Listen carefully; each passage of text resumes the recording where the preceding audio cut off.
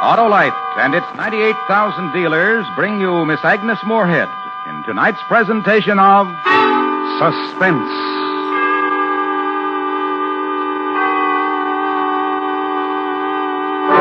Tonight, Autolite presents a story in the classic tradition of suspense. A new version of Charles Dickens' terrifying short story, The Signalman. Our star, the First Lady of Suspense, Miss Agnes Moorehead.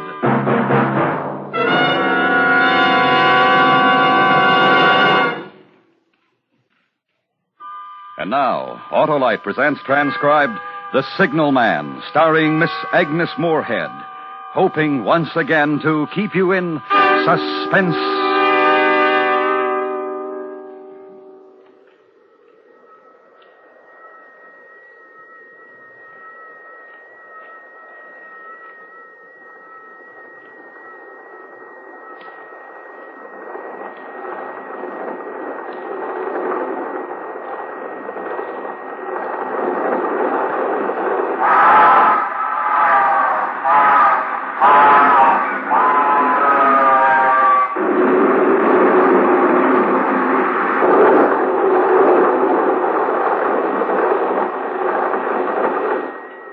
It smashed by like a wounded monster screaming in pain and disappeared into the dark tunnel.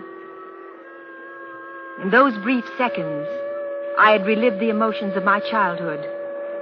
I still trembled with the child's terror and fascination that had surged through me the many times I stood here 20 years before. Nothing had changed.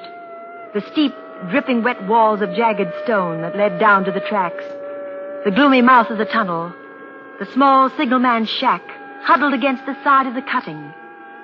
Even the job was held by the same man, they told me, in the village. He stood there in the glow of an angry sunset, furling a signal flag around a short pole. I called to him. "Hello! Below!" Instead of looking up at me, he turned tensely to stare toward a red signal light that glowed at the mouth of the tunnel.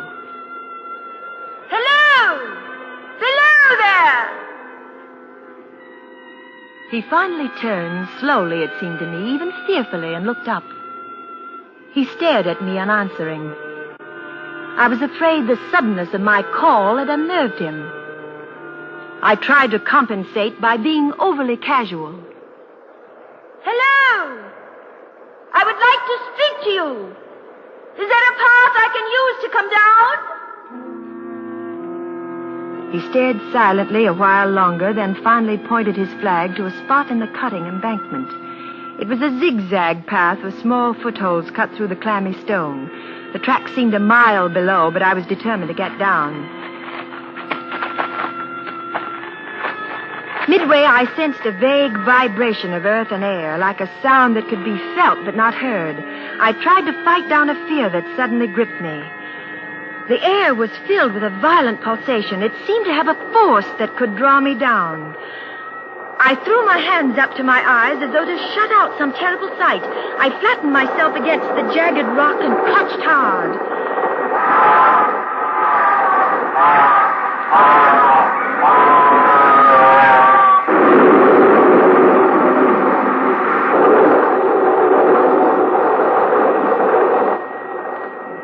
Then I was angry with myself, ashamed of this uncontrolled, childish reaction.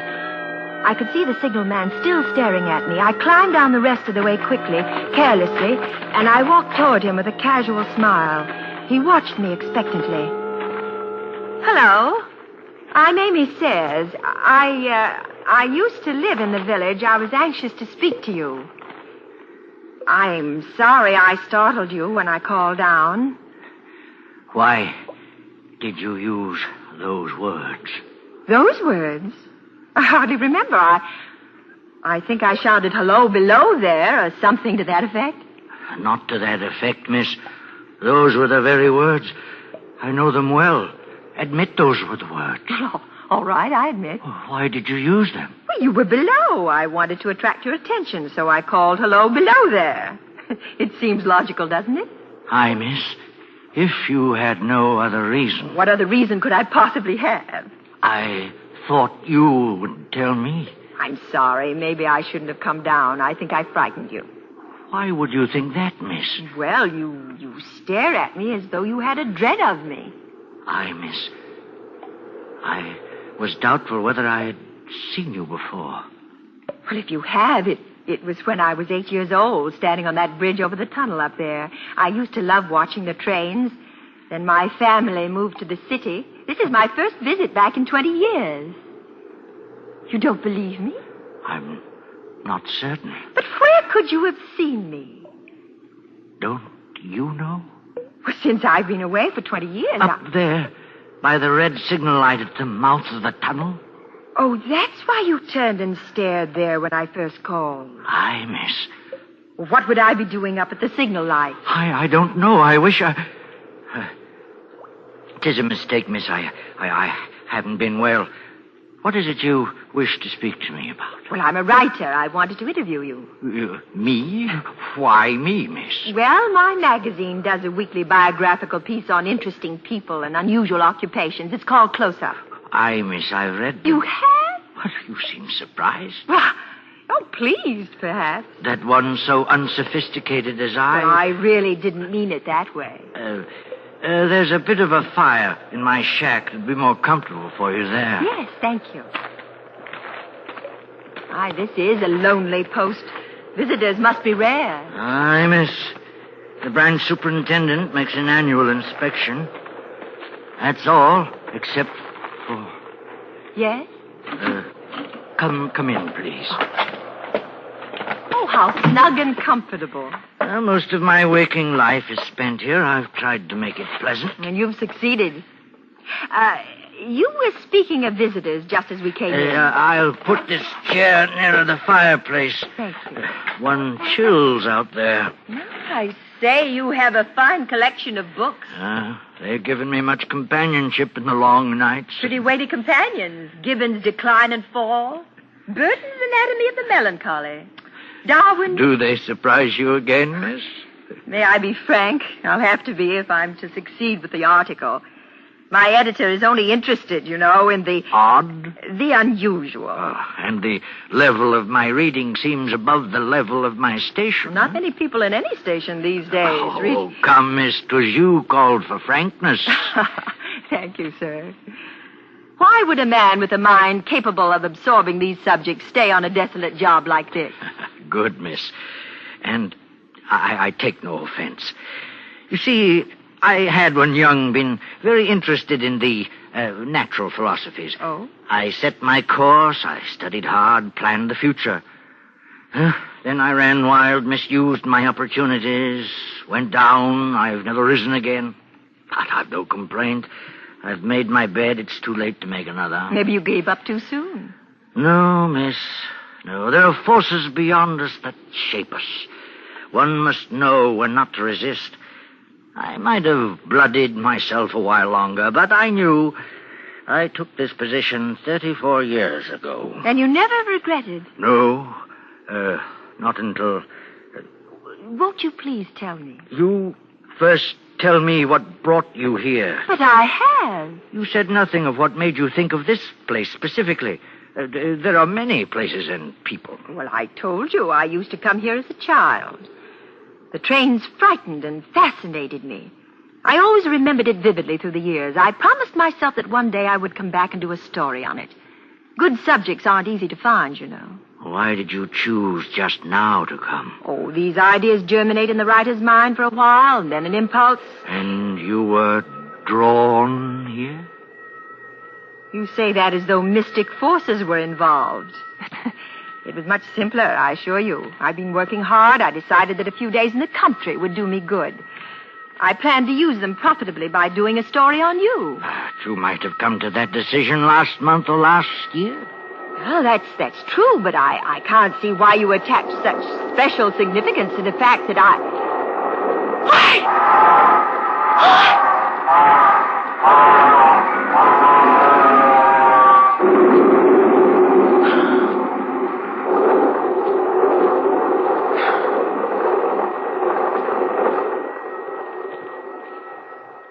Why do they frighten you so?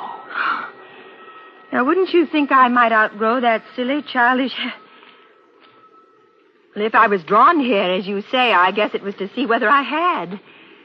The modern psychiatrist would say it was a desire to relive a childhood experience. Aye, miss. There are many answers. Why are you staring at me so? Oh, was I staring at you? Please, you promised something is preying on your mind. Can't you tell me? It's very difficult to impart, miss.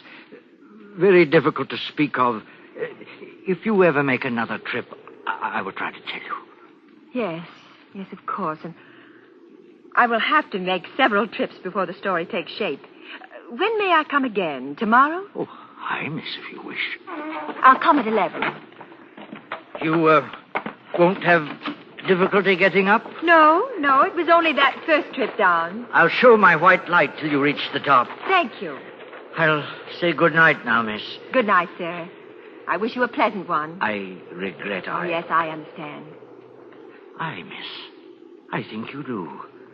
May I ask, then, when you get to the top, don't call out to me. I beg you, don't call out. I won't. And when you come tomorrow night, please, don't call out. Of course not. Good night. And may I ask one parting question? Yes, certainly.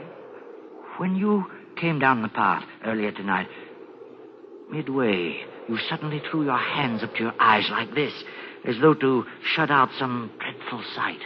Why? It was that uncontrollable, childish reaction. I felt as though the train would draw me down. I covered my eyes like a child not to see it. You had no feeling that the action was conveyed to you for some reason? No. Why should it seem otherwise? Because there has been someone at the red light at the mouth of the tunnel each night for a week now, holding its hands up to its eyes like that, as though to shut out some terrible sight. And you have actually seen it? Every night. Was it there tonight when you went to the door? Yes, I saw it quite clearly. Who was it? You.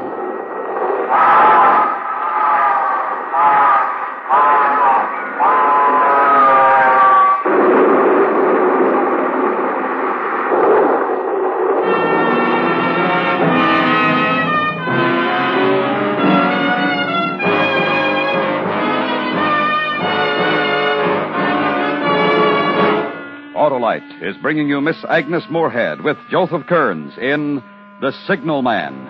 Tonight's presentation in radio's outstanding theater of thrills, Suspense.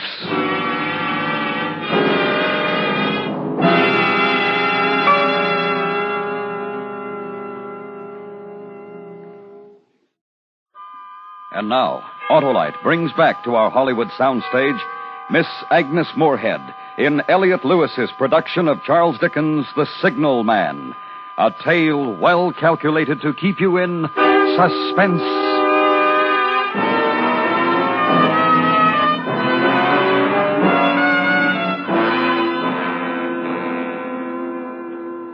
I returned the next night as the distant clocks were striking 11. The signalman waited for me at the bottom of the cutting with his white light shining.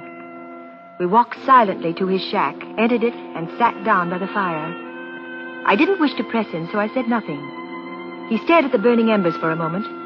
Then he turned to me. I'm going to tell you, miss, as best I can, what troubles me. I'm glad. I mistook you for someone else last night. That troubles me. The mistake? Oh, the someone else. Who is it, then? I don't know. What does it do? This time it stands with its left arm across its face. The right arm is waved violently, this way, as though to say, for God's sake, clear the way, clear the way. You've heard those words? Not certain, not about these specific words, but I've heard it call before. When?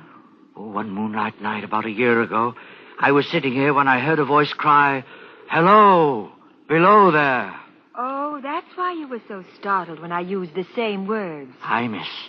I ran to the door and looked out and saw this someone else standing up there by the red light near the tunnel, waving its arm as I just showed you. The voice was hoarse with shouting, and it cried, "Hello, below there! Look out, look out!" I caught up my lamp and ran toward the figure, calling, "What's wrong? What's happened? Where?" And when I got to the light, It was gone. Did you see where? The tunnel was the only place it could go without passing me. I ran into the tunnel for 500 yards and searched around with my light. Then I ran back here and telegraphed both ways. An alarm has been given. Is anything wrong? And the answer came back both ways. All well. Yes, of course. Now, I'm going to take advantage of last night's permission to be frank. You've been here more than 30 years, haven't you? It isn't the most cheerful place in the world with that moaning wind through the tunnel and the wild harp it makes of the telegraph wires. It's understandable that you could have the illusion that you heard a call. And anyone staring at the dark long enough, as you did from the door, can imagine seeing something. You've let it prey on your mind so long it seems real.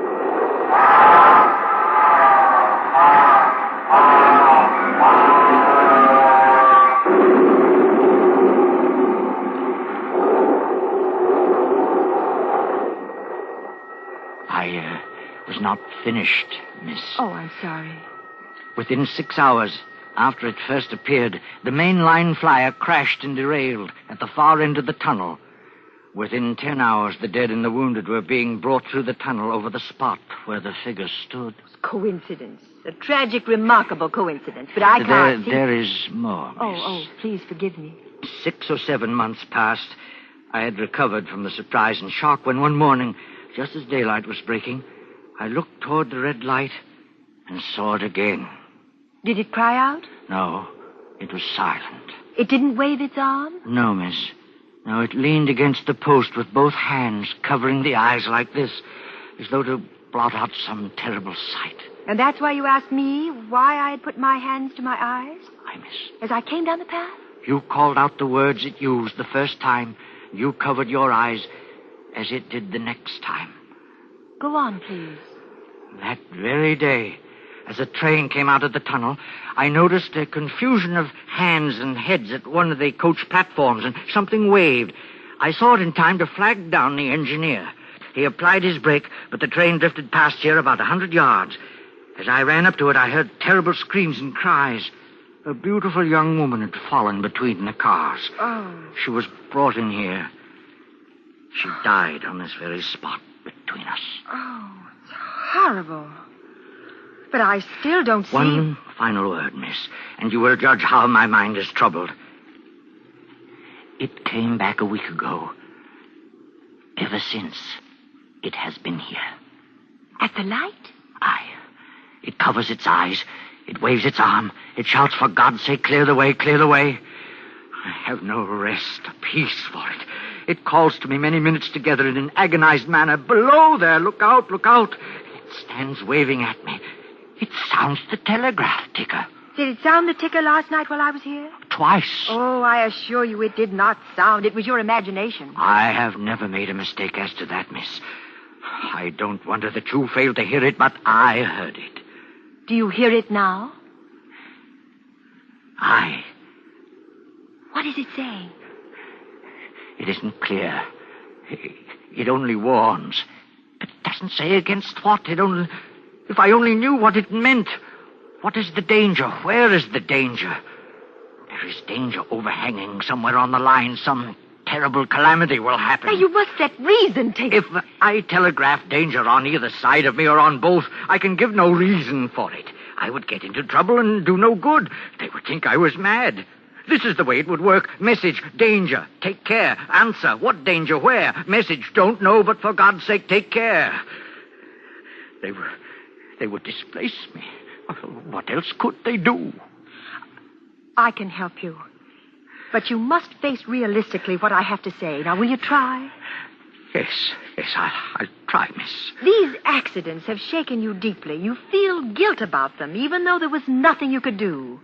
You've let it prey on your mind until you imagine someone tried to warn you.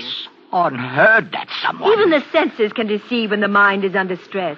Men dying of thirst on a desert imagined lakes and hearing running streams. The bodies of the dead were real enough. I'm speaking of what you imagined after the accident.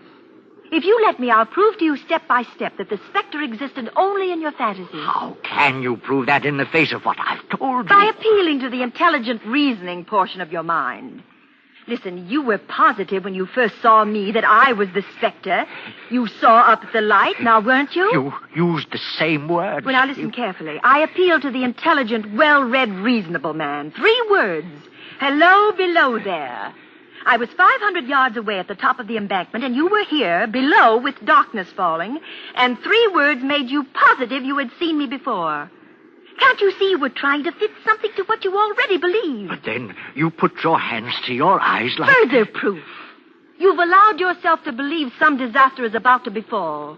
When I covered my eyes because of a childish fear, you fitted that to what you already believed. The telegraph ticker wasn't the You magic. must hear me out.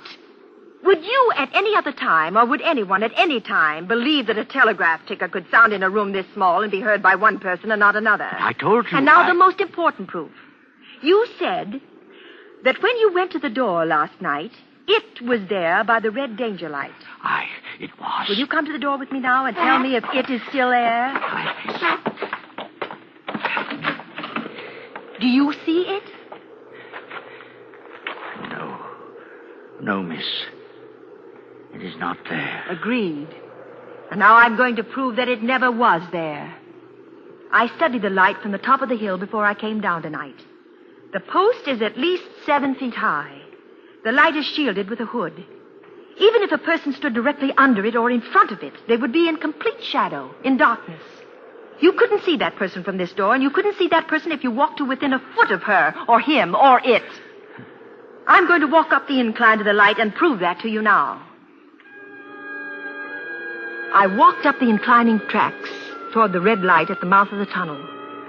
The chill, dank wind had an edge like a cold knife. When I got to the light post, I stood directly under it. No portion of the red glow reached me. I was lost completely in the dark. I saw the signalman silhouetted in the yellow light of the doorway. Hello! Can you see me? Hello, below there! Can you see me? No. Good! Now start walking toward me and tell me when you can see me.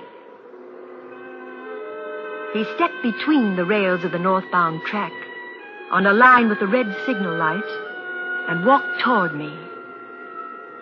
Then the icy hand of my childhood dread gripped me. There was a vague vibration of the earth and air. Far behind him, coming up the grade fast, I could begin to see the glow of the locomotive's light. Look out! Look out! For God's sake, clear the way! Clear the way! He walked as though in a spell.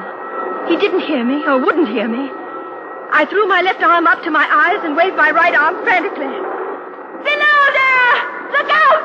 Look out! Clear the way! For God's sake, clear the way!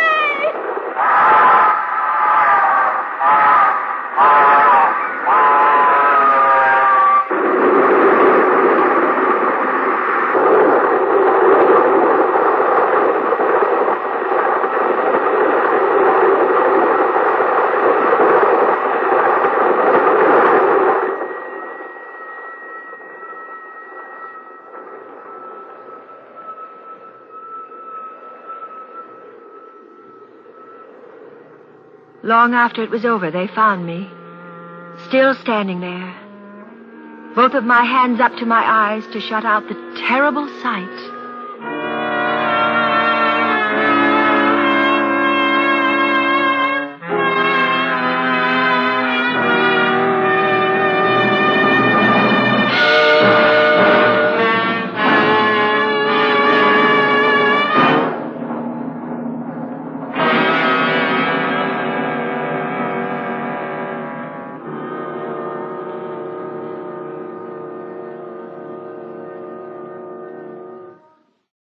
Suspense.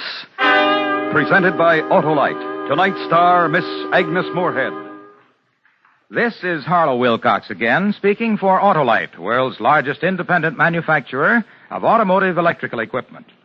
Autolite is proud to serve the greatest names in the industry. That's why during these early months of 1953, the Autolite family joins again in saluting the leading manufacturers who install Autolite products as original equipment. Just 2 weeks from tonight, as a climax to this year's Autolite Family Salute program, we will present the exciting story of the first and only round-the-world auto race. Our star will be Van Johnson, and the program will be broadcast direct from the Grand Ballroom of New York's Waldorf Astoria Hotel, where the great Easter Parade of Stars auto show will be in progress. That's Monday, April the 6th, for the auto race that stirred the world. And, of course, be sure to join us next week for another story of Suspense.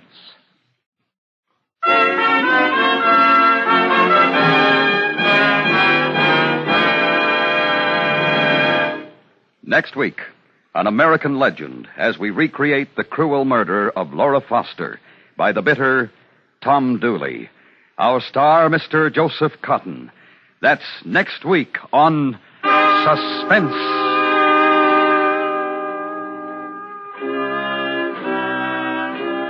Suspense is produced and directed by Elliott Lewis, with music composed by Lucien Morowick and conducted by Lud Gluskin. Portions of the program were transcribed. The Signalman was adapted for Suspense by Irving Reese from the short story by Charles Dickens. In tonight's story, Joseph Kearns played the Signalman. Agnes Moorehead has been on the road in Don Juan in Hell and can currently be seen in Metro-Goldwyn-Mayer's picture, The Story of Three Loves. And remember, next week, Mr. Joseph Cotton in Tom Dooley. This is the CBS Radio Network.